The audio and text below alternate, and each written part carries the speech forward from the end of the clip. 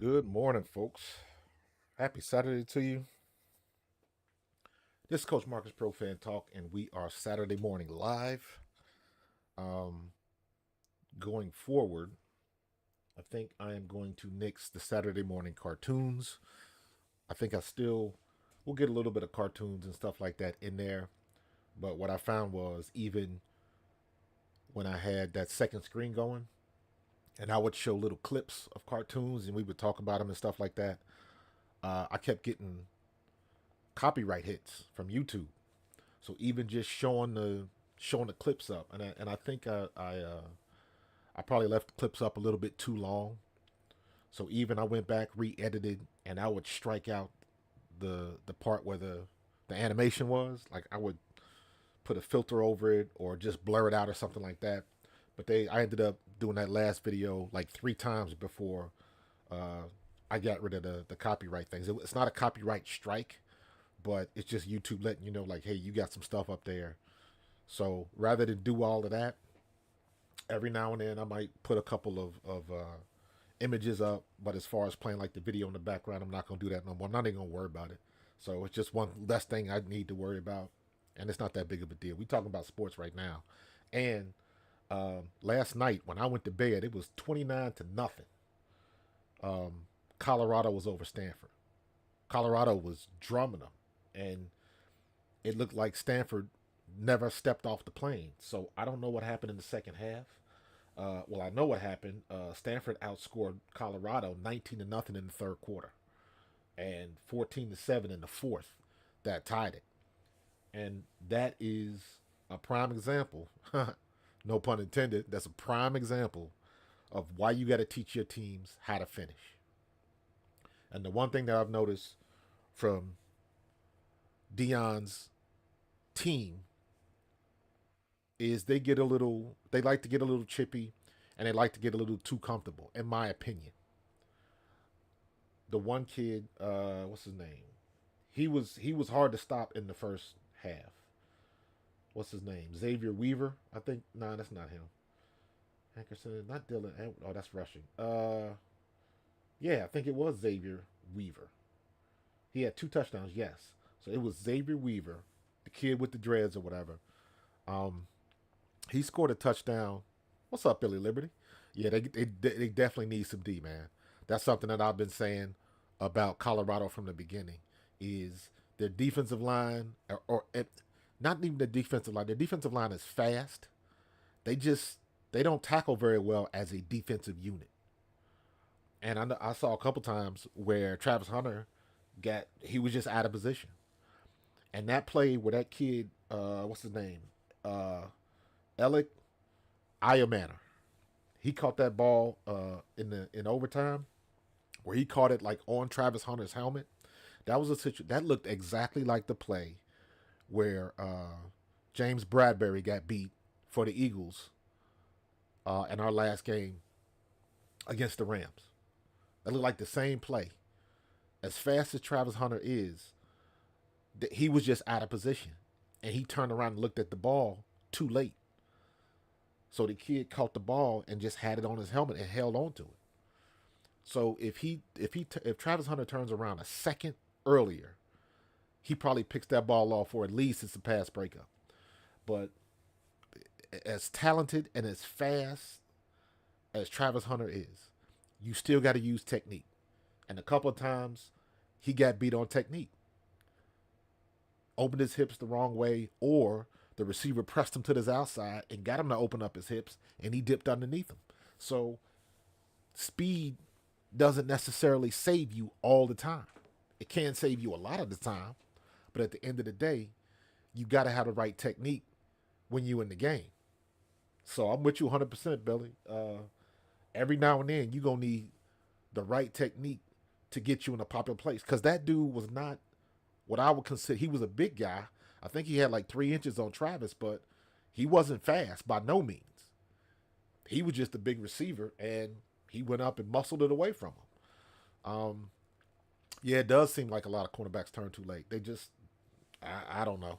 And you would think somebody like Deion would be able to teach it, but there's only so much you can do going full speed. You can't argue with the laws of physics. Um, and that's why it's called technique. Because if you get, it doesn't matter how good a player you are. If you get somebody in the wrong position, you got them. Period. They're just beat. So, uh, like I said, man, I went to bed. It was halftime. I was sleepy, and I was like, "Oh, this game's out of hand." It was 29-0 at halftime. So I was like, "They got this," and they just laid an egg for basically the second half, only scoring 7 points in the second half. That's ridiculous. So, oh, but what I was saying about that kid Weaver, Weaver had a good game. Xavier Weaver had 7 catches, 124 yards, and 2 touchdowns. So he had himself a game. But I remember in that second quarter, I believe he caught a touchdown where he was just jogging in. Everybody was blocked, and he just throttled down, and he literally was jogging in. And they made mention of that on the broadcast.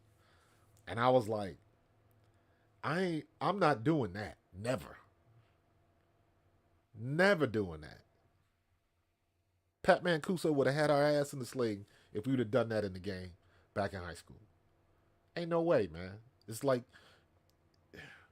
everybody wants to posture and pose and do all of that kind of stuff, man. And it's again, it's this social media thing because that's gonna go up on somebody's highlight. And as much as I like Coach Prime and what he's doing and what he's bringing to that organization and to them kids, there's a lot of stuff I don't like because I was never a flamboyant, talkative, chirpy type player. All of that is indicative of Coach Prime's personality. All of that, all of the kids, they got that bravado, that conceit, like Deion had. But Deion was the best player to ever do it at his position, and these kids aren't. So, but very similar. I love to use this example. Very similar to how the Cowboys are right now. Everybody's tied in to the Dallas mystique.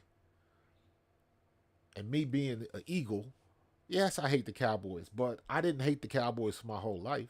Because I remember when I was growing up, coming up as a kid in the 70s and a teenager in the 80s, I didn't hate the Cowboys. The Steelers were the enemy. Terry Bradshaw and the Steelers and Lynn Swan and all of them, those were the bad guys. Cowboys were the good guys with Roger Staubach and all of that kind of stuff. Those were the good guys. And me being a running back, I was a Tony Dorsett fan. So I didn't hate the Cowboys until it got to the late 80s when Troy got there and Michael Irvin and Emmitt Smith and Larry Allen and all of them, when they got together, and nobody hated the Cowboys until they started winning and winning and winning. Couldn't nobody stop them.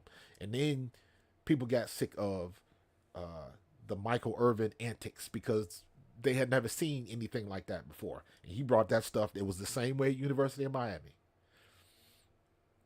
Hey man, it's been a long time, bro. It's been a long time. The last Cowboys Super Bowl tape is on VHS.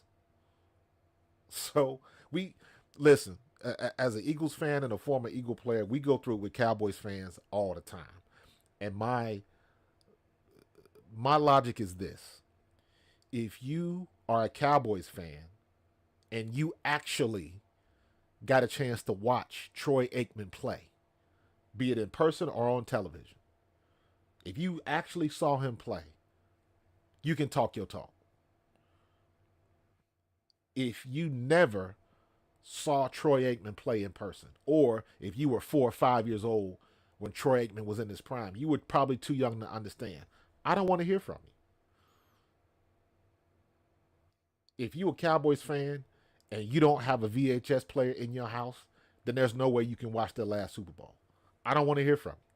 I don't want to hear talk from those type of fans. If you was there when Troy Aikman went 1-15 his rookie year, yeah, you can talk. But all of these new fans that they drink that Cowboys Kool-Aid, and Cowboys haven't done anything in almost 30 years. It's been 27 years, I believe. So that's, and they hate us because we got a Super Bowl before them, and then they want to bring up, we got 4 rings, and sure you do. Great. But, what have you done for me lately? So, anyways, I don't want to get on a rant on the Cowboys, but sometimes they fans drink the Kool Aid. But I think the point I was trying to get at was One of the guys, and I said this last year on one of my videos, one of the guys that I thought was going to bring the Cowboys into prominence was Micah Parsons. And I remember saying this last year. I got to find this tape because I said it on a podcast. And I was like, if Micah Parsons just keeps his head down and continues the ball and doesn't get into that cowboy talk and being on the mic all the time, if he just stays quiet, becomes the leader of that defense, Cowboys are going to be dangerous. And sure enough, last year, Micah Parsons got on Vaughn Miller's podcast and started talking smack about Jalen Hurts and the Eagles when we were undefeated. And ever since then, and by the way, he tried to walk that back. It's just he started drinking the Kool-Aid. He started drinking that Cowboys hype Kool-Aid, and it's like, dude, you gotta fall back and put it down on the field. And that's the biggest issue, me personally, I have with Cowboys fans because they want to bring up stuff that happened 30 years ago and stuff they didn't even see. Most Cowboy fans got to watch their stuff on NFL films, but they still act like they won something the last 5 years or something like that, and that hasn't been the case. So that's always funny to me. But back to this game last night, man. Prime, you got to teach your kids how to close off the game, and you know, I was never a talkative kid. I just wasn't that dude. I'd rather just get up and look at you. And all of them guys, especially being a running back, you on the bottom of the pile, you would just imagine some of the crap that you hear when you on the bottom of the pile, while they trying to stick their dirty gloves in your mouth and in your eyes and all of that kind of stuff. And I used to always say, I used to always look at the guys that used to talk crap to me. And as I'm going to the end zone, where you at? You ain't got nothing to say now. And at the end of the day, I got 140 and 2 TDs. You can't mess with that. Ain't much you can stay with that. The poor Bears are worse. Yeah, man. The Bears. That's a shame. Justin Fields. He's a good quarterback. He's just at the wrong place. Just at the wrong place. You can take any other quarterback and put them in that situation, and it would be the same results. Jalen Hurts, C.J. Stroud, Bryce Young, Ritter. You take any good young quarterback and put them in Chicago, and they're not going to have the same success. Don't get it twisted. I count myself lucky as a Eagles fan that we got Jalen Hurts and we got that type of guy, and he's in the right situation. He's in the right city with the right coach, with the right team, with the right offensive lineman. We got the right guy for the right city, and everybody can't say that. I think the Texans have done it. D'Amico Ryans was the right guy for the job, and he made the right choice getting C.J. Stroud. I think Indianapolis did it by getting Anthony Richardson. However, Anthony Richardson got that same mentality like Cam Newton did, and Josh Allen.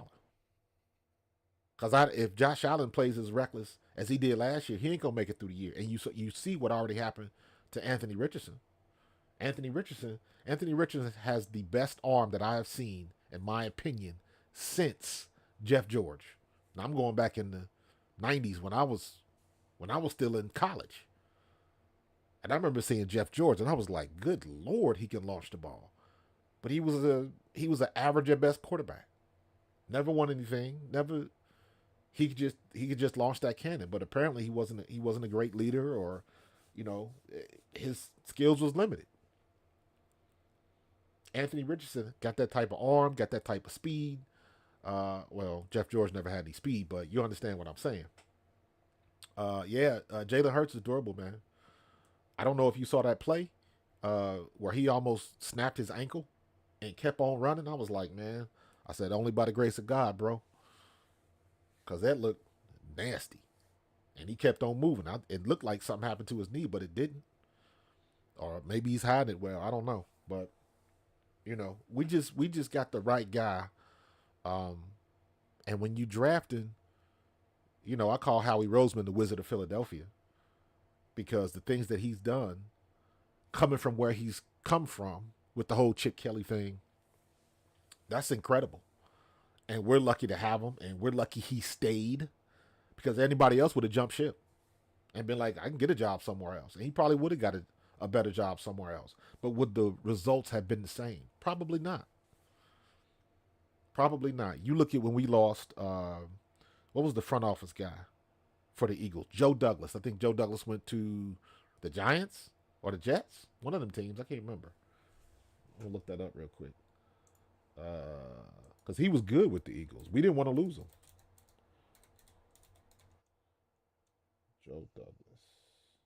Let me see. General manager of the New York Jets. Yep.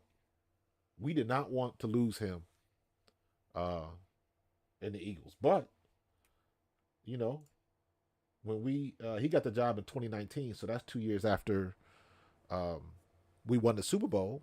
So whenever you win the Super Bowl, you're going to lose pieces. We lost Gannon, we lost Steichen, and we lost a couple other guys. And, you know, we lost him. And he was good with scouting, and I think he started as a scout with the Eagles. So, let me see. Your career. No, he started with the Baltimore Ravens from 2000 to 2015. Then he was with the Chicago Bears for a season. Then he was with the Eagles. He was the vice president of player personnel, so he was in charge of bringing guys in here. And then so he was 3 seasons with the Eagles, helped get us to a Super Bowl, and then he dipped out. Took the big job as the GM. He took a step up with the Jets because Howie wasn't going nowhere. So yeah, he did what he was supposed to be. He did what he's supposed to do. Been a part of 3 Super Bowls, 3 winning Super Bowls. So, you know, Super Bowl, let me see, 35. Yeah, he's been a part of 3 Super Bowl teams. So he had the cachet, he had the experience, and he took his step up. But it hasn't been the same for the Jets and all the stuff they're dealing with now. And we played him this weekend, so apropos that we bring him up. But yeah, man, it's hard. Man. Back to the Colorado thing, man. It's hard to. You got to teach your kids how to win and close out, and not be so. Like I was saying, I don't like a lot of things that Prime does, but that's not my team. You know what I'm saying? I'm out of focus here. That's not my team. How do I do this? Let me see. Let me see if this will work. There we go. We back on. But so a lot of people a lot of people don't like how boisterous Prime is. I still haven't watched his press conference yet. But when you have a 29-point lead at halftime and you lose, but um, they did the same thing last week. That same thing happened to them. They were down and they came back and won. So just like you can do it to somebody, somebody can do it to you. Sometimes you get the GOAT, sometimes the GOAT gets you. But you got to be ready, man. So, but I'm liking what Prime is doing. They're still 4-3. That's still 3 more wins than they had all of last year. And you know what? You can't say nothing about Colorado not being a formidable team. Last year, Colorado was homecoming. If you went to a Colorado game or you were playing Colorado, that was homecoming. You was getting ready to go to the step show. So what he's done with that team and what he's going to do in the future, because now everybody knows he's good. Everybody knows Colorado is for real. He's not going to lose everybody. I don't know what Shador's situation is. I'm not what. Gotta look at that. I'm not sure what his classification is. Is he a junior or senior? Is he going to stay for one more year, or is he going to try to dip to the NFL? He's probably going to be a top pick, so I think he's going to end up going this year. And Shador had a good game, 33 for 48 for 400 yards and 5 touchdowns. But that one pick in overtime sealed the deal. You know that's going to happen, Billy. You know that's going to happen. The NIL is here to stay. They might try to tweak it and do some things different, but at the end of the day, these players are getting paid. I got a video coming out. I wrote it. I haven't written the script yet, but I got the concepts and the bullet points right now. and basically it's the top five richest players in college football right now. And I think Shador Sanders is number three, two or three on that list. So the money he's getting from the NIL deals is better than, you know, some of these kids are going to make their salary in college. And so if you get, because what's going to happen is you're going to get a lot of these kids that, especially on the women's side, um, most of these kids, the path to the pros is still very, very difficult. Top 1% of your class. So 99.9% of the people that's playing these sports are not going to make it to the pros. So to have the opportunity to make that type of money in college, when you bring in that type of currency to your organization, I'm all for it. I'm all for it. Some may, you're absolutely right. You're absolutely right. Some may stay longer in school and continue to make their money, because if you can leave college, and if you are a good, very good college player, but not pro material, again, especially in the women's games, um, you got a chance to walk out of college with $6, $7 million in your pocket. That's a hell of a head start. That's a hell of a head start. With all your bills paid, your scholarship paid, no more student loan, all of that kind of stuff done. Because you can work all of that stuff in your NIL deals. And I ain't got a problem with that. If you don't like the NIL, blame the NCAA. It's their fault. They're the ones that told college athletes they couldn't work in the summer, and told us that we couldn't, you can't get money from boosters, you can't do this, you can't do that.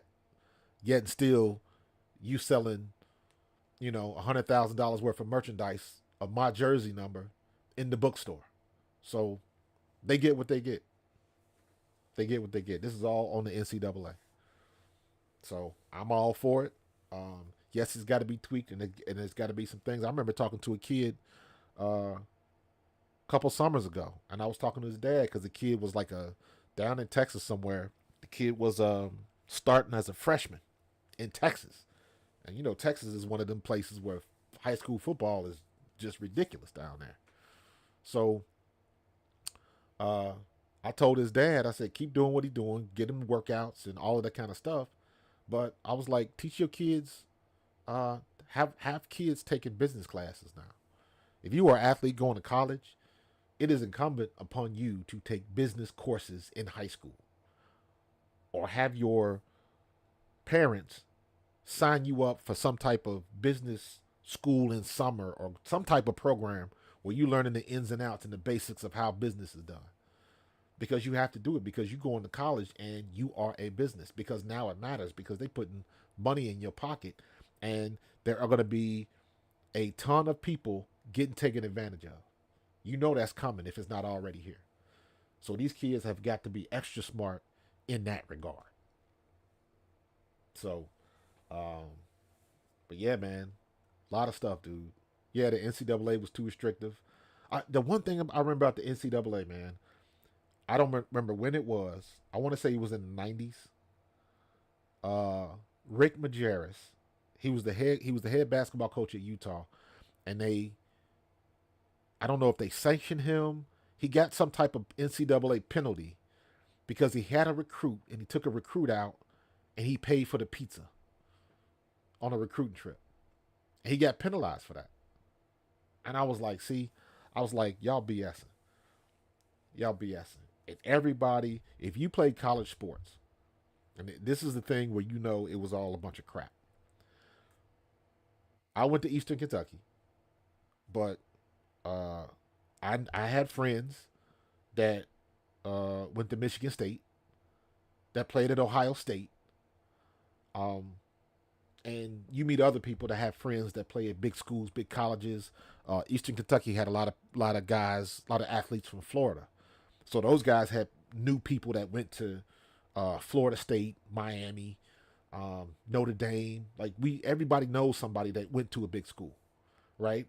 And you hear the stories when they go to a bowl game. They get a goodie bag that includes a PlayStation, a sweatsuit, a watch, a new pair of headphones, all of that kind of stuff. And this was back in the 90s. So they was getting, not PlayStations, but Sega Genesis and all of that kind of stuff. So when you go to these big bowl games and you a big school, they were paying these kids. It just manifested in a different way that the small schools never got. We never got a new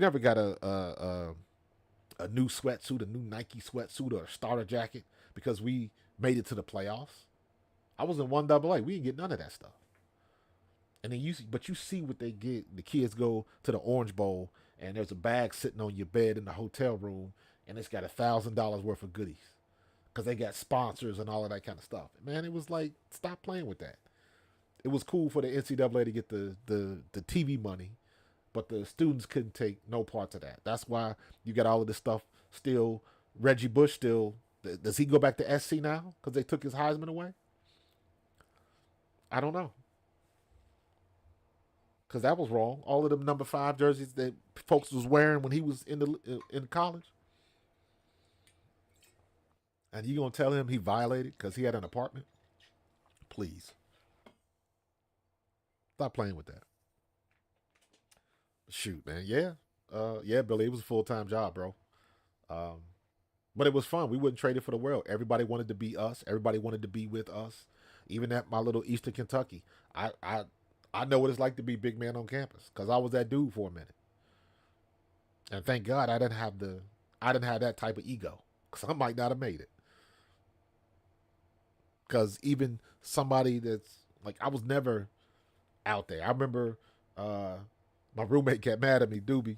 Shout out to Doobie if you listening, bro. Appreciate you and love you, roommate. Um, it was my red shirt freshman year, and we played Marshall, and I had 300 yards, 37 carries for 300 yards against Marshall, and Marshall was a good team, and I ran through them as a red shirt freshman. And we went out after the game. We down at the bar and all of that kind of stuff. And my roommate looked at me like, he said, "Man, if I was you, I'd be telling everybody what I just did. I just wasn't that dude." But it was still fun to be in that situation where everybody looking at you, know what you did. And then when you're in that situation, you can't get away either because if you big man on campus and you skipping class, everybody know you skipping class. That's the one good thing that Roy Kidd did for us. Shout out to Roy Kidd. Rest in peace, coach. Love you. Um, Roy Kidd knew everybody on that campus. All the teachers, all the professors, everybody.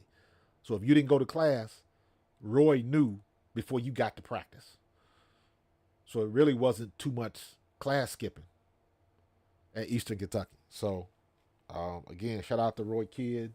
Shout out to Jack Eisen, Coach Tenera, Coach Tuck Woolham, all them dudes. Coach Blankenship, rest in peace. Coach Teddy Taylor, Coach T. We love Coach T, man. So all them guys at Eastern Kentucky, man. So glad I had that experience with them coaches that love you and appreciated you and took care of you. So, because everybody don't get that, and that's what Prime is doing. Regardless of the stuff that you don't like about Prime, that's what he's doing for the kids. I remember, I can't remember who it was when he was still at Jackson State. I don't know if it was Travis Hunter then, uh, and the kid was like in tears, like thankful for the opportunity, because you never know what these kids' backstory is, man. A lot of these kids got some rough upbringings. So when he walked into Colorado and said, "I'm bringing my own luggage and it's Louis," I understand that. A lot of people didn't like that. They didn't like that because it was their kids that got ousted. And the one thing was, he treated it like a business and has done so since. Now he's got to understand and learn. He's got to figure it out, learn. Coach Prime has to figure out how to reel these kids in. I don't like the idea of having a big ass throne seat in the middle of the sidelines so people can sit in it. I'm like, dude, you sit in that when the game is over. Like, I wouldn't even have that on the field. But that's just me. That's just me. So, but real quick, where we at? We are at the 30-minute mark. So, uh, wanted to go talk about the Birds real quick because we getting ready to play the Jets. We got some injuries. Apparently, Jalen Carter's not playing. Big Play Slay is out. So we got some injuries ourselves. Both teams have major injuries. So apparently, Jalen Carter twisted his ankle in practice, and I don't know. Defensive Rookie of the Year, man, you got to be on the field. So if it's bad enough for him to be out, gonna miss a game for this, what are you gonna do? I guess it's fortuitous that we are playing the Jets. The Jets have never beaten the Eagles. Never. We're 12 for 12 playing the Jets. They have never beaten us. But still, stuff like that, I don't like putting that out there in the universe because anybody can be beat on any day, any given day. So, um, but we got some things to do. However, there should be no reason why we don't run the ball all over the Jets. There should be no reason for us not to do that. And now, mind you, Jalen Carter might not play. You still got to deal with Jordan Davis and Fletcher Cox and Milt Williams and Josh Sweat. Our defensive line is still formidable, even without Jalen Carter. I want to see what Nolan Smith is going to do. Are they going to put him on the edge and do some, let's see if we can use his speed up in New York. So I haven't been hearing his name a lot. So we'll see what's going to happen. But offense has been getting better and better. And I think everything just kind of culminated last week against the Rams. There were a lot of questions about Jalen Hurts and the offense. And one thing, we weren't in sync quite yet. And one thing people had to realize that we got a new offensive coordinator. Again, this is the seventh offensive system Jalen Hurts has learned since he was in college. Last year, when we went to the Super Bowl, that was the first time in his college or professional career where he had the same offensive scheme and offensive coach. It changed every other year. So last year he had the answers to the test. This year it changed again. The learning curve is a little bit different because him, at least I would think, because him and Brian Johnson are so tight. That helps the learning curve, and Brian Johnson can kind of change some things, not change the scheme and the logic of his offense, but change some things to make it easier for Jalen Hurts to learn. So, um, and it looks like now the offense is kind of going on all cylinders.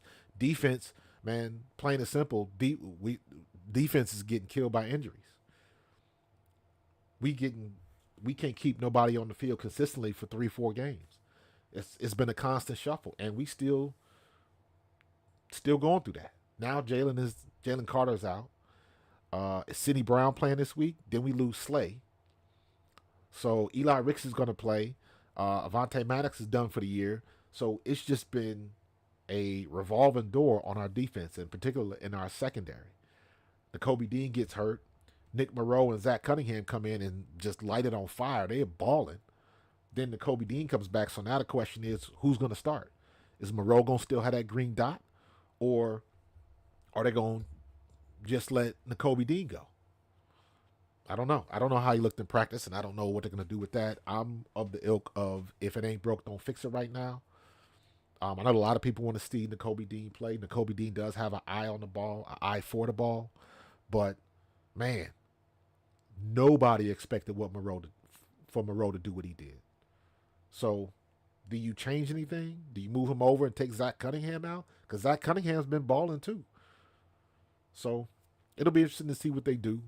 Um, but I guess it's nice to be in that situation. And we just signed somebody else. We just signed another linebacker, didn't we? Let me see. Who do we sign? Let me see. Eagles news. Eagles Jets final injury report. Let's see. Jalen Carter, Darius Slay, Quez Watkins, and Justin Evans are all out. Great. Quez Watkins, whatever. Quez Watkins is never going to start again. I don't think, unless something happens to Oz. Justin Evans, that means Edmonds has got to start. Edmonds is a liability. Um, Bradley Roby. Roby played pretty good last week to have just gotten to the team. So I think he'll be okay. Um, yeah. Who did we just sign? Kobe Dean's designated to return. Haven't heard anything else about Cam Jurgens. Um,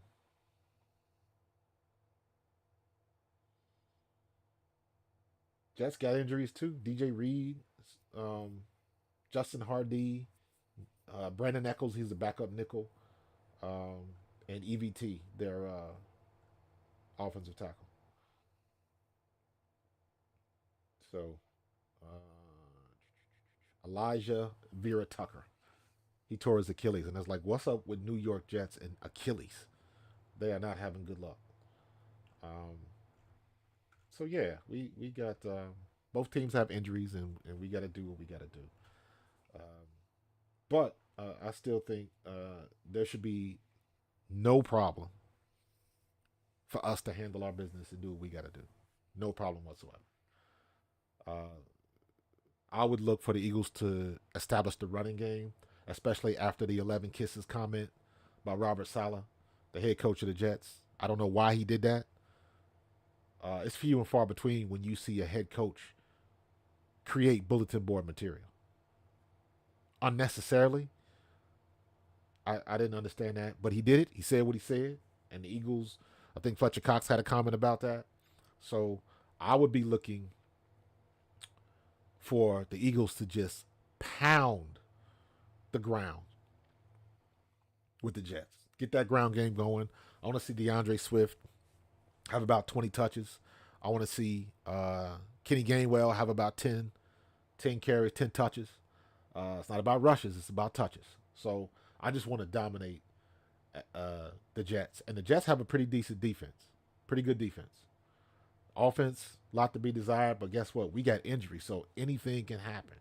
That's why I always say we don't have layups right now as the Eagles team. We do not have layups. So we got to be better than this. And this is one of them games where I want to do what we're supposed to do. We're supposed to be the better team.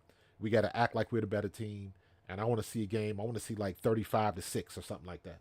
I want a dominant performance on both sides of the ball, especially against the Jets. Like don't come in here talking smack. Don't do that.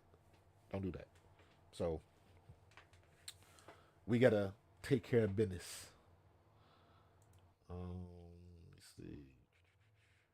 What are all the predictions? I haven't even watched predictions. So 24-17. Just do have a good running back.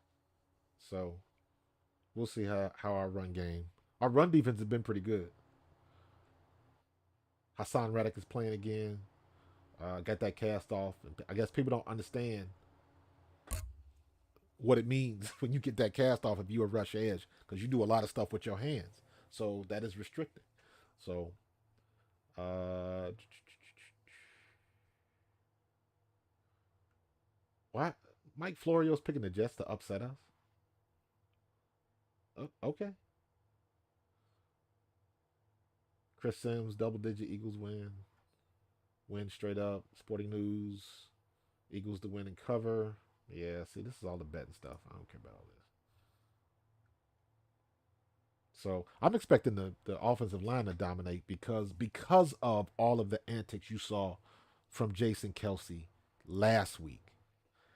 And the reason to me that makes a big difference is because Jason Kelsey is not that dude to be on the sideline going off. If you look at his career, he has not been that guy ever. So for him to be that frustrated in a situation for whatever reason, the Eagles offense and the Eagles coaches got to get that together because that was a topic of conversation in the meeting room. You don't ever see that from an offensive lineman bitching about getting the play in, what they call it, because that's all that was. Like, why are you calling this? Getting the calls in because he's basically the quarterback. He's got to call the coverages and get the offensive line together. So if he's not getting that information in, right, he's not happy. And he clearly wasn't happy. So because of that, I'm looking for the offensive line to give a little bit of extra credence, a little extra effort to dominate that line of scrimmage, to dominate in the trenches. And every game, we've been doing that. And there's no reason why we can't continue. There's no reason why we can't continue. So let's just keep it going. Please, let's get through a relatively clean game, no big injuries, and we can take care of our business. That's about it in a nutshell. So I ain't gonna try to talk y'all to death. I'm gonna about to get up out of here. Um, we'll do some more. Check out my video for 11 Kisses. If you guys haven't noticed, I'm trying to up my thumbnail game up a little bit. So I'm designing my thumbnails to look like movie posters. So maybe I'll do a couple videos on how I go through that process. But I'm trying to up my game up, my thumbnails, photography, different things like that. Because it's all just me. I don't have a team of people. I don't have an editor. I don't have a photographer. I don't have all of that. This is just me doing it all. Now I got some skills in Photoshop and some things of that nature with my experience, and I'm trying to put it all together. So if you got some ideas, you got some feedback, hit me up. Hit me up. Leave comments. Definitely go to the YouTube channel, and as usual, subscribe, click the notification bell, everything like that. But what I'm trying to tell people is go to the channel, go to the YouTube channel, and click on that top 10 playlist, and just let the top 10 playlist roll. If you don't watch it, that's cool. Put it in the background, but let it keep playing. That's how you get them watch hours up. And then, take a look at one of them. Might be some stuff you like. All right. Every Thursday, you'll find me on A2D Radio. That ain't going nowhere. On the mothership, doing our thing. A2D is growing. You better check us out. Y'all better stop playing. We ain't going nowhere.